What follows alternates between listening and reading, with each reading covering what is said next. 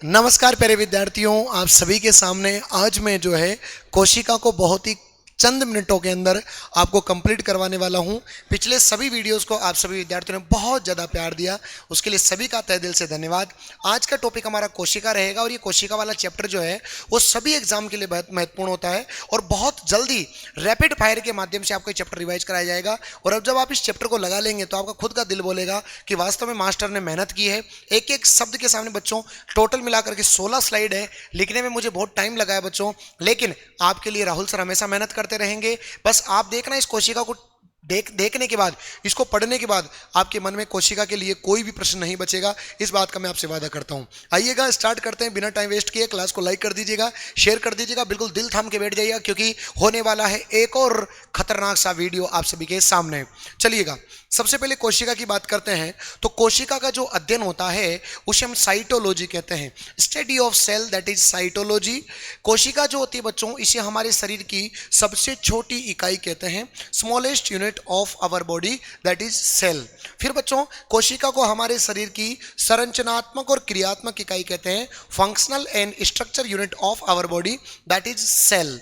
कोशिका मिलकर के क्योंकि उत्तक बनाती है, उत्तक मिलकर के अंग बनते हैं, अंग मिलकर अंग तंत्र बनते हैं और अंग तंत्र मिलकर के क्या बनता है, शरीर बनता है। याद रखिएगा, इसलिए हमारे शरीर की सबसे छोटी इकाई का नाम क्या है, कोशिका होती है। जब उत्तक की बात करें तो उत्तकों का अध्ययन कहलाता है हिस्टोलॉजी। उत्तकों का अध्ययन क्या कहलाता है, हिस्टोलॉजी कहलाता है। और जब उत्तक कभी चोट लग जाती है, उत्तक टूट जाते हैं, तो उत्तकों का टूटना निक्रोसिस कहलाता है। उत्तकों का टूटना क्या कहलाता है, निक्रोसिस कहलाता है। तो ध्यान रखना, उत्तकों का अध्ययन हिस्टोलॉजी और उत्तकों का टूटना निक्रोसिस कहलाता है। बोलो क्या कहलाता है, निक्रोसिस। उसके बाद कोशिका की बात करें तो कोशिका में सबसे पहले आती है मृत कोशिका। और मृत कोशिका जो होती है बच्चों, इसके खोजकर्ता का नाम है रॉबर्ट हुक। सबसे पहले इन्होंने कोशिका को देखा था सन 1665 में, लेकिन ये कोशिका मृत कोशिका थी, अर्थात उसके अंदर कोशिका विभाजन नहीं हो रहा था। और इन्होंने सबसे पहले इस कोशिका को देखा था कोर्क में, और कोर्क जो था उसके अंदर देखने के बाद इन्होंने एक शब्द बोला सेलुला, और सेलुला से शब्द हो गया सेल। तो याद रखना, सबसे पहले कोशिका के खोजकर्ता का नाम रॉबर्ट हुक। ये बताओ ये क्या है, हुक है, क्या ये हुक है। और जीवित कोशिका के खोजकर्ता का नाम ल्यूवेनहोक है। तो पहले बोलो हुक होक, हुक होक, हुक होक। तो पहले रॉबर्ट हुक आएगा, फिर ल्यूवेनहोक आएगा। ठीक है बच्चों, इन्होंने की थी 1674 में। फिर अपन बात करें पादप कोशिका के खोजकर्ता, तो मालपीगी और गुरु। क्या पीगी, मालपीगी। क्या पीगी, मालपीगी। और मालपीगी किसका पीगी, गुरु का पीगी। तो याद रखना, मालपीगी और गुरु ने सबसे पहले प्लांट कोशिका की खोज की थी। और ये किसमें की थी बताओ, शैवाल में। इस अर्थात इसे कहते हैं एल्गी, शैवाल के अंदर। तो जीवित कोशिका के खोजकर्ता का नाम ल्यूवेनहोक, मृत कोशिका के खोजकर्ता का नाम रॉबर्ट हुक, और पादप कोशिका के खोजकर्ता का नाम मालपीगी और गुरु। समझ में आ रहा होगा सभी को। अगर मजा आ रहा है, कंटेंट अच्छा लग रहा है, तो एक बार क्लास को लाइक कर दीजिएगा और शेयर कर दीजिएगा। सभी प्यारे विद्यार्थी अपने व्हाट्सएप स्टेटस पे, टेलीग्राम वगैरह सब जगह शेयर करना। और आपके राहुल सर की मेहनत अगर आपको पसंद आ रही तो एक लाइक जरूर कर दीजिएगा। उसके बाद कोशिका सिद्धांत किसने दिया, तो आपको ध्यान रखना है स्लाइडन और स्वान। स से सिद्धांत, स से स्लाइडन, स से स्वान। क्या बोलोगे, स से सिद्धांत, स से स्लाइडन और स से स्वान। इस सिद्धांत का रूपांतरण किया था रुडोल्फ विर्चो ने। रुडोल्फ विर्चो ने बोला था कि नई कोशिकाओं का निर्माण पुरानी कोशिकाओं के विभाजन से होता है। मतलब अगर आपको नई कोशिका बनानी है तो नई कोशिकाओं का जो निर्माण होगा वो पुरानी कोशिकाओं के विभाजन के फलस्वरूप होगा। ये बात किसने बताई थी बताओ, रुडोल्फ विर्चो ने बोली थी, जिन्होंने कोशिका सिद्धांत का क्या किया था बताओ, रूपांतरण किया था। क्लियर है सभी को, यस। उसके बाद ध्यान से समझना बच्चों, कोशिका दो प्रकार की होती है, एक प्रोकैरियोटिक होती है, एक यूकैरियोटिक होती है। प्रोकैरियोटिक, प्रो मतलब होता है प्राचीन, प्रो मतलब प्राचीन, कैरियो मतलब केंद्रक। जिनका केंद्रक प्राचीन होता है, अर्थात जिनका केंद्रक डेवलप्ड नहीं होता है। और डेवलप नहीं होने का मतलब है कि केंद्रक के चारों ओर कोई भी मेम्ब्रेन नहीं होती, केंद्रक के चारों ओर कोई भी मेम्ब्रेन नहीं होती। अगर केंद्रक के चारों ओर कोई मेम्ब्रेन नहीं होगी, मतलब जो उसके अंदर डीएनए और जो आरएनए है, जो आनुवांशिक पदार्थ है, वो बिखरा हुआ रहेगा। तो इनका आनुवांशिक पदार्थ बिखरा हुआ रहता है। जबकि यूकेरियोटिक कोशिकाएं जो हमारे अंदर होती है, हमारे अंदर केंद्रक वेल डेवलप्ड होता है, क्योंकि केंद्रक के चारों ओर झिल्ली पाई जाती है, जिससे कि क्या होता है, अनुवांशिक पदार्थ सुसंगठित रहता है हमारे अंदर। समझ में आ गया ना? हमारे अंदर ऊर्जा देने वाला कौन होता है? माइटोकॉन्ड्रिया होता है। जबकि प्रोकैरियोटिक कोशिकाओं में ऊर्जा देने वाला मीजोसोम होता है। क्या होता है? मीजोसोम। हम तो जो होंगे वो सब यूकेरियोटिक में आएंगे। प्रोकैरियोटिक में आते हैं कुछ विशेष प्रकार के बैक्टीरिया, नील हरित शैवाल, ये सब छोटे मोटे कीड़े मकोड़े, ये प्रोकैरियोटिक में आते हैं, जिनके अंदर केंद्रक विकसित नहीं होता।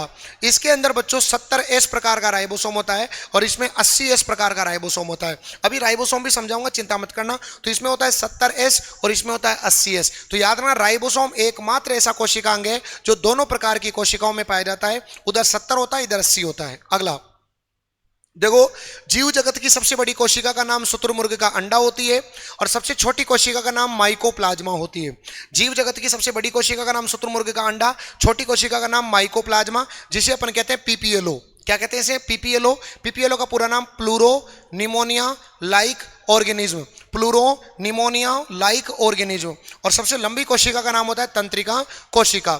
उसी प्रकार हमारे शरीर में सबसे बड़ी कोशिका का नाम अंडाणु, सबसे छोटी का नाम शुक्राणु और लंबी कोशिका का नाम तंत्रिका कोशिका होता है। तो जीव जगत की सबसे बड़ी कोशिका का नाम शुतुरमुर्ग का अंडा, सबसे छोटी का नाम माइकोप्लाज्मा, सबसे लंबी का नाम तंत्रिका कोशिका। उसी प्रकार शरीर की सबसे बड़ी कोशिका का नाम अंडाणु, सबसे छोटी का नाम शुक्राणु और सबसे लंबी का नाम तंत्रिका कोशिका होता है।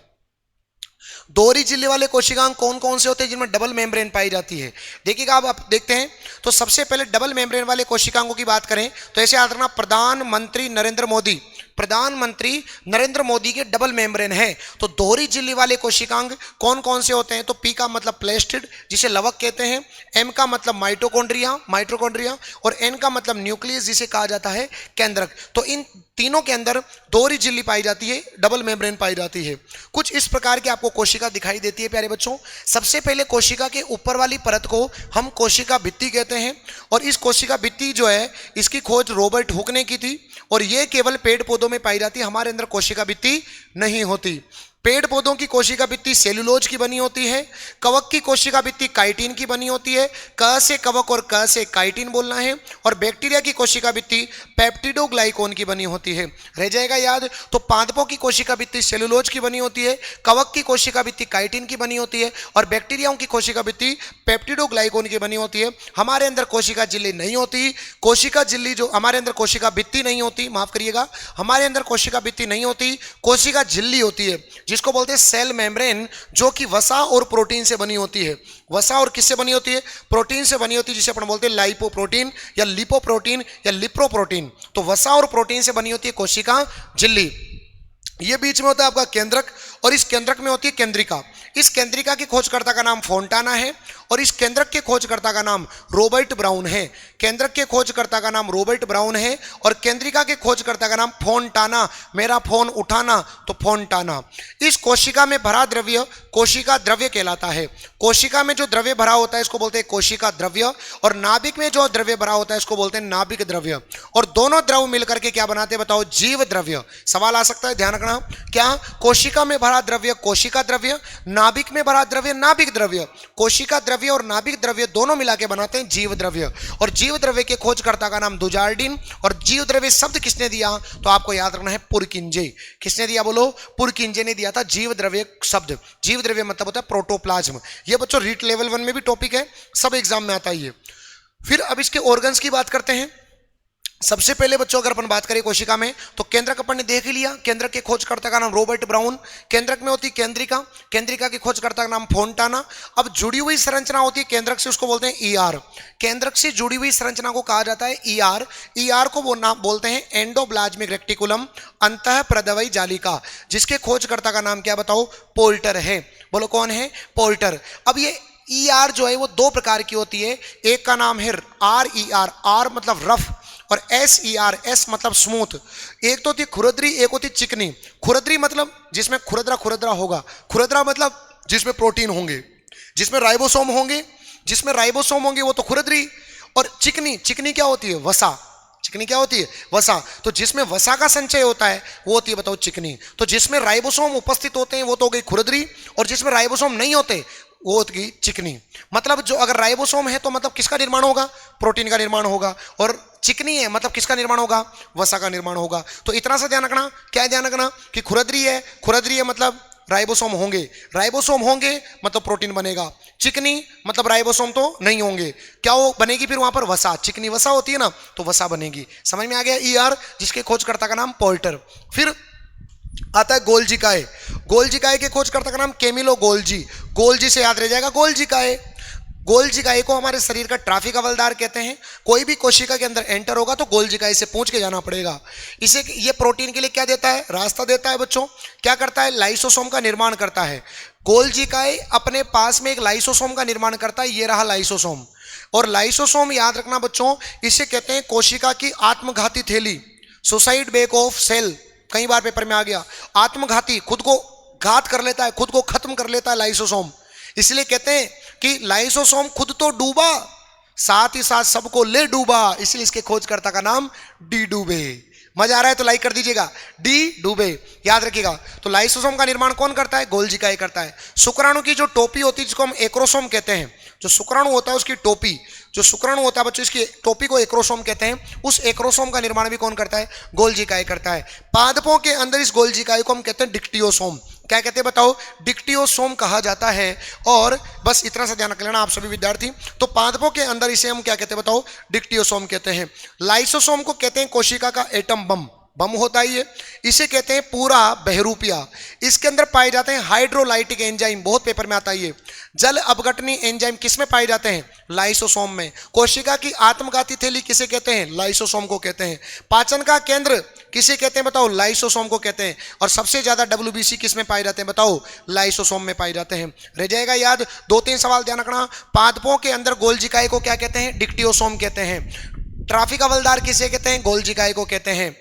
रफ प्रोटीन का बनाती है, चिकनी वसा को बनाती है। और आत्मघाती थैली किसे कहते हैं, लाइसोसोम को कहते हैं। याद हो गया होगा आप सभी प्यारे विद्यार्थियों को। अगला बच्चों हम बात कर रहे हैं राइबोसोम की। राइबोसोम पूरी कोशिका का सबसे छोटा कोशिकांग होता है, जिसके खोजकर्ता का नाम है जॉर्ज पेलेडे। देखिएगा, राइबोसोम के खोजकर्ता का नाम है जॉर्ज पेलेडे। पूरी कोशिका का सबसे छोटा कोशिकांग होता है, बताओ कौन, राइबोसोम होता है। इसे कहते हैं प्रोटीन की फैक्ट्री, क्योंकि प्रोटीन का निर्माण करता है। बोलो कौन गुरुजी, राइबोसोम। राइबोसोम प्रोटीन का निर्माण करता है, प्रोटीन को बनाता है, इसलिए इसको बोलते हैं प्रोटीन की फैक्ट्री। और इसकी बच्चों 2 इकाइयां होती है, एक 70S, एक होती है 80S। 70 और 80, 70 और 80। अब 70 की भी 2 सब यूनिट होती है, एक 50 और एक 30। क्या बोल रहे हैं, जोड़ना नहीं है, 50 और 30 करके 80 कर दो, नहीं। देखो एक 70 होती है तो इसमें एक 50 एक 30। अब देखना 70 में कितना जोड़ा, 10 जोड़ा तो 80 आ गया। 70 में 10 जोड़ा तो 80 आ गया। अब इन दोनों में 10-10 जोड़ दो, 50 में 10 जोड़ा तो 60, 30 में 10 जोड़ा तो 40। दोबारा देखो 70 और बोलो 80, 70 और 80। 70 के 2 भाग हो गए, एक 50 और एक 30, और इसके भी 2 भाग हो गए 60 और 40। ये उप इकाइयां हैं, जोड़ नहीं है, उप इकाइयां हैं, सब यूनिट्स हैं। तो इसका मतलब होता है अवसादन गुणांक, वेरी वेरी इंपॉर्टेंट पॉइंट है। तो ये आपको पूछा जा सकता है कि राइबोसोम कितने प्रकार का होता है, किसकी उप इकाइयां होती है। तो इसमें बड़ी उप इकाई कौन सी है, 50, छोटी कौन सी है, 30। 80S में बड़ी कौन सी है, 60, छोटी कौन सी है, 40। ये आपको ध्यान रखना है। और नॉर्मली पूछे तो ये बड़ी है और ये क्या बताओ, छोटी है, क्योंकि ये 80 है और ये 70 है। समझ में आ गया होगा आप सभी को राइबोसोम के बारे में। उसके बाद कोशिका के अंदर आता है हमारे पास माइटोकॉन्ड्रिया। बोलो कौन आता है, माइटोकॉन्ड्रिया। इस वीडियो को पढ़ने के बाद आपका कोशिका का कोई भी प्रश्न बेसिक लेवल से लेकर के हाई लेवल तक कोई भी प्रश्न आपका गलत नहीं होगा, इस बात का मैं वादा कर रहा हूं आपसे। चाहे किताब उठा के देख लेना, आपका प्रीवियस ईयर का सब सवाल आपसे बनेंगे, लेकिन बस आपको थोड़ा सा मेहनत करने की आवश्यकता है। कम समय के अंदर बेहतरीन कंटेंट देने के लिए आप खुद को मेरी मेहनत पसंद आ रही होगी, मैंने कितनी मेहनत की होगी इस कंटेंट को लिखने के लिए, आप खुद देखिएगा। कभी 16 पेज पूरे दिन ऑफलाइन क्लास, ऑनलाइन क्लास में 16 पेज लिख के देखना, आपको पता लग जाएगा बच्चों, ठीक है। तो इसके खोजकर्ता का नाम है अल्टमान और कोलिकर। अरे मांझा मुझे कॉल कर ले, तो मांझा मुझे कॉल कर ले, है ना। इसका नाम किसने दिया, सी वेंडा ने। बच्चों ये जो माइटोकॉन्ड्रिया होता है वो दोहरी झिल्ली वाला कोशिकांग है, बताई थी ट्रिक प्रधानमंत्री नरेंद्र मोदी। इसमें स्वयं का DNA पाया जाता है माइटोकॉन्ड्रिया में। यह एक प्रकार का अर्ध स्वायत्त अंग होता है, ऑटोनोमस ऑर्गन होता है। यह 10% एंजाइम खुद बनाता है, क्योंकि खुद का DNA होता है इसका, तो इसलिए ये खुद का एंजाइम खुद ही बना लेता है। इसमें 70S प्रकार का राइबोसोम पाया जाता है। तो माइटोकॉन्ड्रिया में 70S प्रकार का राइबोसोम पाया जाता है। यहां पर ऊर्जा बनती है, इसलिए इसको बोलते हैं कोशिका का शक्ति ग्रह। इस इसमें ये जो उभार नामक जो संरचनाएं दिखती है, रीट में आया था सवाल, इनको कहते हैं क्रिस्टरी।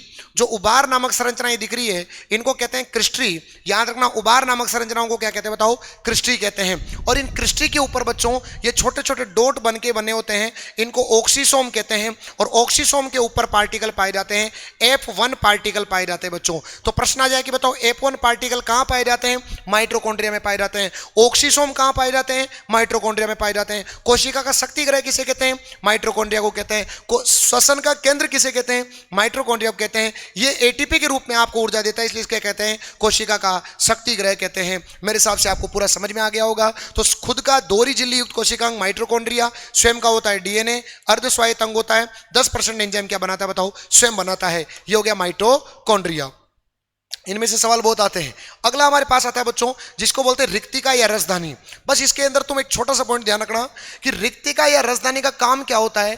तो जमीन से जल और खनिज लवणों का बैलेंस बनाए रखना, जल और खनिज लवण का संतुलन बनाए रखना। अब आप मुझे बताओ, पानी की आवश्यकता किसको ज्यादा पड़ती है? पेड़ पौधों को ज्यादा पड़ती है। और इसी वजह से वहां पर रसधानी का आकार बड़ा होता है और हमारे अंदर रसधानी का आकार छोटा होता है। तो पादपों के अंदर रसधानी बड़ी होती है, हमारे अंदर रसधानी छोटी होती है। पादपों के अंदर बच्चों जो केंद्रक होता है हमारे अंदर, ध्यान समझना, पादप कोशिका में जो केंद्रक की स्थिति होती है वो अपन बताओ क्या करेंगे बताओ? परिधीय हो जाती है। क्यों? क्योंकि पादप कोशिकाओं के अंदर रसधानी बड़ी होती है। जैसे ये सेल है, ये इसका केंद्रक है। अब इन पादपों के अंदर तो रसधानी बड़ी होगी ना, तो रसधानी बड़ी होने से क्या होगी? ये इसको खिसकाती खिसकाती केंद्रक को कहां पर ले जाती है? परिधि पर। तो हमारे अंदर तो केंद्रक कहां पर होता है? बीच में। लेकिन पादप कोशिकाओं के अंदर केंद्रक कहां पर होता है? परिधि पर। क्यों? क्योंकि इनके अंदर ये बड़ी होती है तो उसको खिसकाते खिसकाते कहां पर ले जाती है? परिधि पर ले जाती है। और इस रसधानी का जो बाहरी परत होता है उसको बोलते हैं टोनोप्लास्ट। इंपॉर्टेंट लगा लेना भाई, रसधानी का बाहरी परत को क्या कहते हैं? टोनोप्लास्ट कहते हैं। रिक्तिका या रसधानी के बाहरी परत को टोनोप्लास्ट कहा जाता है। अगला देखिएगा बच्चों, यहां पर ध्यान रखना है, तारककाय, इसको बोलते हैं सेंट्रोसोम। इसके खोजकर्ता का नाम बावेरी है। ये इसका मेन काम होता है कोशिका विभाजन करना। कोशिका विभाजन करना, जिसे पूंछ कट जाती है छिपकली की तो वो वापस आ जाती है ना, उसको बोलते हैं कोशिका विभाजन से, है ना। तो कोशिका विभाजन का काम कौन करता है? तारककाय करता है। और कोशिका विभाजन के लिए 4 स्टेप ध्यान रखना। सबसे पहले करना है परपोज। क्या करना है? परपोज। अब एक दिन क्या कहा, एक भाई ने किसी को प्रपोज कर दिया और प्रपोज करते बोला बेटा बेटा बेटा। लड़की गुस्सा हो गई, बेटा कहां? मैं तेरा बेटा लग रही हूं क्या? तो उसने बोला मेटाफेज। कौन सा फेज? मेटाफेज। लड़के ने कहा ठीक है यार, तेरे को मेरा प्रेम भी पसंद नहीं आ रहा तो तू जा, तेरी जैसी बहुत एना। लड़की ने पूछा कहां है? बोला टीले पे बैठी है। तो नाम क्या हो गया? टीलोफेज। तो सबसे पहले प्रोफेज जो कि सबसे लंबी प्रावस्था होती है, मेटाफेज जो कि अध्ययन की दृष्टि से सबसे बढ़िया होती है, एनाफेज जो कि सबसे छोटी अवस्था होती है। तो ये ध्यान रखना, कोशिका विभाजन की 4 अवस्थाएं आपको ध्यान रखनी है। और ये कोशिका विभाजन का काम कौन करता है? तारककाय करता है, सेंट्रोसोम करता है। और उसके बाद अंतिम स्लाइड है आपकी लवक के बारे में। लवक के खोजकर्ता का नाम क्या बताओ? सिम्पर है, जिसे अपन कहते हैं पादपों का रसोईघर कहते हैं। और पादपों का सबसे बड़ा कोशिकांग बताओ कौन सा होता है? लवक होता है। ये केवल प्लांट में पाया जाता है। अगर हमारे अंदर होता तो हमारा कलर भी कैसा होता है बताओ? हरा होता। क्योंकि आपको पता है लवक के अंदर पाया जाता है क्लोरोप्लास्ट। क्या पाया जाता है बताओ? क्लोरोप्लास्ट पाया जाता है। और इस क्लोरोप्लास्ट के अंदर होता है क्लोरोफिल। क्या होता है बताओ? क्लोरोफिल होता है। और इस क्लोरोफिल के कारण ही पत्तियों का रंग कैसा होता है? हरा होता है। और क्लोरोफिल के अंदर कौन सी धातु पाई जाती है? मैग्नीशियम धातु पाई जाती है। रह जाएगा याद? तो ये ध्यान रखना बच्चों लवक के बारे में। लवक है लवक, तो याद रखना पादपों के अंदर सबसे बड़ा कोशिका अगर आपसे कोई पूछे तो वो याद रखना लवक। और सबसे छोटा कोशिका अगर आपसे पूछे तो आपको याद रखना राइबोसोम। कौन सा होता है बताओ? राइबोसोम होता है। और आपको 2 सवाल मैं बता रहा हूं, आप मुझे उनके कमेंट बॉक्स में आंसर बताइएगा। पहला सवाल आप मुझे बताना क्रिस्टरी कहां पाई जाती है। पहला सवाल का आंसर बताइएगा क्रिस्टरी कहां पाई जाती है। और दूसरा प्रश्न आप मुझे बताइएगा, क्या बताइएगा कि प्रोटीन की फैक्ट्री किसे कहते हैं। दूसरा बताइएगा प्रोटीन की फैक्ट्री किसे कहते हैं। दोनों सवालों का जवाब आप सभी विद्यार्थी मुझे कमेंट बॉक्स में बताना, तो मैं समझ जाऊंगा कि आपने वीडियो को देखा और कुछ सीखने की कोशिश करी। कम समय के अंदर बेहतरीन कंटेंट देने के लिए राहुल सर का नाम जाना जाता है। और आज आपको विश्वास भी हो गया होगा कि कोशिका जैसे बड़े चैप्टर को आपको मैंने चंद मिनटों के अंदर कंप्लीट करा दिया। अगर मेरा मेहनत आपको पसंद आया ना तो एक लाइक और एक प्यारा सा कमेंट जरूर करना। थैंक यू सो मच, धन्यवाद। जय हिंद, जय भारत।